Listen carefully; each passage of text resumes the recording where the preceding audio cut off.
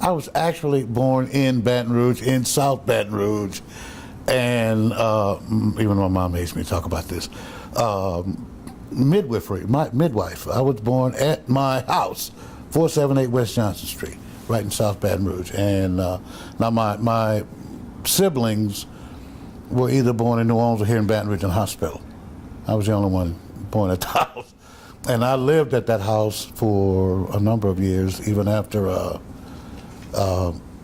college. I mean, my wife and I bought that house from my parents, and we lived there for a number of years. So I'm a Baton Rougean, and I'm a South Baton Rougean. I grew up when the first 3 DSAG orders were put on East Baton Rouge Parish. My brother Larry, the older brother, went to Baton Rouge High School under the first order. I went to Lee High School under the second order because they changed the attendance zones. And my younger brother, by a year, now we're all a year apart, went to McKinley High School because they changed the attendance zones again. And my mom and dad just got tired of it and said, okay, he's going to McKinley.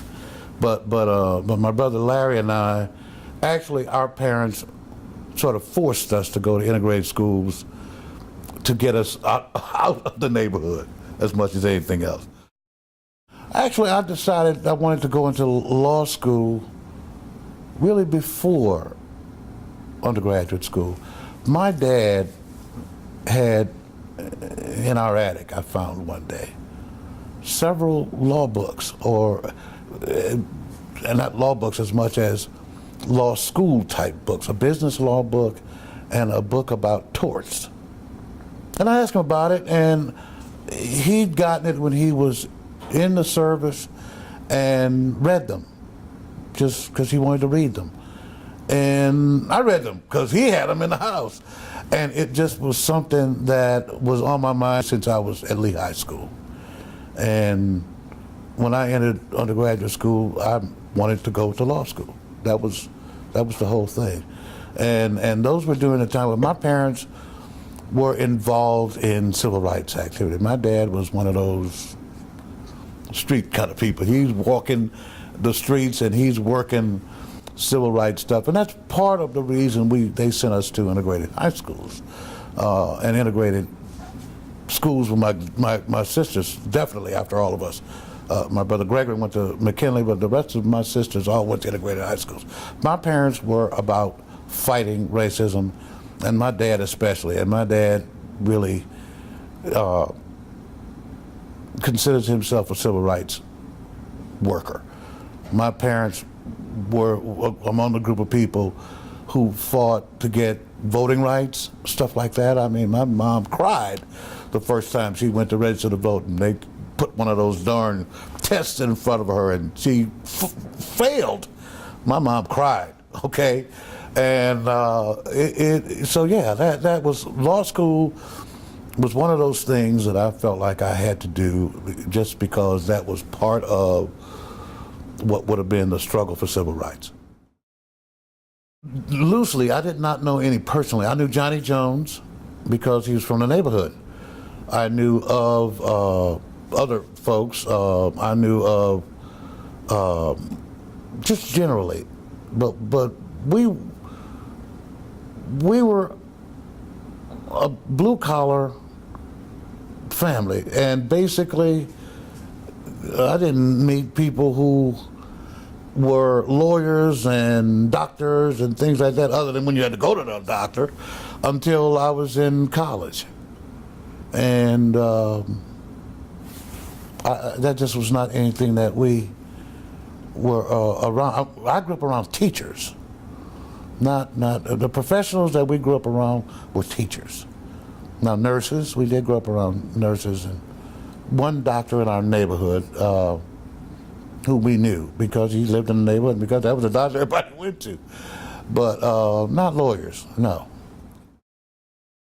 I went to LSU immediately upon graduating from high school, as much as anything else because it was right down the street. And you grew up in a neighborhood where you walk around the campus, you ride bikes around the campus, and it was like, hey, it's just right there. Why can't I go to school right there? It's just right there. most of them did not go to integrated high schools. That's the first thing. You got to remember, in '69, integrated high schools was that was not the norm. So most of those kids come from different parts of the state, different backgrounds, rural versus urban, but segregated backgrounds. So the transition to move into an integrated environment where those other folks don't want you there. A lot of them don't want you there, and like I said, a lot of folks are mean. I mean, just knowing racism was rampant. Okay, no ways to get around it. But you had some people who were willing to get along, and some people who were willing to grow and progress with it. And the difficulty is finding those people and putting yourself in environments where you can relate to those people. And like I sang in the a cappella choir. When I sang in the a cappella choir, my first year in the a cappella choir, there were 4 African Americans in the choir other than me. By the time I graduated from undergraduate school, there were 15. So it's the transition of learning to live in an integrated society. When I started LSU, there were no African American, no black fraternities or sororities on campus. And I became president of Harambee, which was the African American student organization, in my junior year in undergraduate school. I became a member my freshman year, but I became a president in my junior year, and a number of our members wanted fraternities and sororities, and I went about helping them to do that. I mean, Omega, Psi Phi, the Kappas, the fraternities as well as the sorority, but I would never, ever join a fraternity. Hated law school. Law school was bleak, generally. Of course, I guess they still do it the same way. When we were in law school, you only had one exam, and that was at the end of the semester. There was no way to really gauge your progress, and there was still the sort of LSU coldness from the instructors in law school. As I said, I can remember a couple of them when I started. Maybe it was my second year or so. But Cheney Joseph was my criminal law instructor in my first semester in law school. And Cheney I liked, and he was just, his personality, he was one of those guys who made you feel okay. And it was a bleak experience. I know that when I graduated from law school, it was 3 years before I went back in that building. My first legal job was with the Legislative Council, the Louisiana Legislative Council, with the Louisiana Legislature. And actually, I got that job from having been a student employee. When I was in law school, I worked for the Legislative Council among the first elected group of African American legislators. And I became friends with them because Louis Charbonnet, Johnny Jones, all those guys, I mean, Alphonse Jackson. I mean, I knew those guys because I worked over there while I was in law school and then subsequently after law school.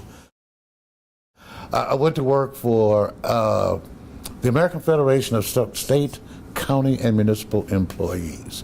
I met a really good, still good friend, Roy Fletcher. We worked together at the Legislative Council. And Roy had connections with Gillis Long. And Gillis Long was, at that time, really close with Jerry Worth, who was the president of AFSCME, the international president of the American Federation of State, County, and Municipal Employees. And the State Council, Louisiana Council, Council 17, was under administratorship for a number of reasons. One of which was because they were poorly serving African Americans, and the state and cities and parishes workforce was changing. A significant number of African Americans were working for state and local government, and they wanted to organize, but they had been horribly misrepresenting those people. And there was a call from a number of African American leaders, A.Z. Young among them, to come in and do something about the state council. And they put them under administratorship, which meant that they brought in someone from the International to actually run it, and fired the existing staff. And they were looking to hire people. And Roy Fletcher and I got hired because Roy knew Gillis, and I went to work for AFSCME Council 17. And I was interested in doing that primarily because my dad had been a labor union member and was always big on labor unions. And that was quite an interesting experience, working for them. C.J. Bloch, I mentioned him earlier, really good friend. We had been friends since we both worked for the legislature. And Tommy Perkins, who had been his high school classmate, wanted to start a firm. And we wanted to do something different. We wanted to practice in an area that was non-traditional. We wanted I wanted to do labor law. CJ wanted to do labor law. We wanted to do some legislative lobbying. Tommy wanted to do bond work. We wanted to do different things. So we said, let's just start a firm and get as much work as we can in these non-traditional areas for African American attorneys. We didn't just want to be, criminal lawyers or people doing tort practice. We just sort of felt we had different interests and we wanted to do something else. Wasn't working good for a long time, I'll tell you. We spent a great amount of the first 3.5, 4 years of our practice scrambling, hustling. And we did a little bit of everything. I mean, I did family law practice, which I hated.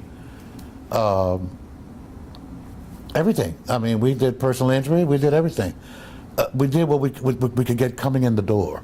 But we always tried and focused on recruiting the types of business that we wanted to do, that we set out to do. And we were fortunate in that eventually we got a good client and it worked.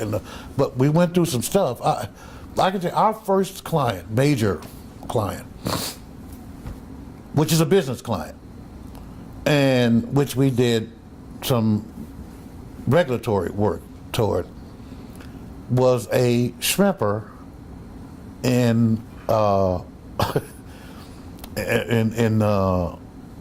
around Thibodaux. A guy who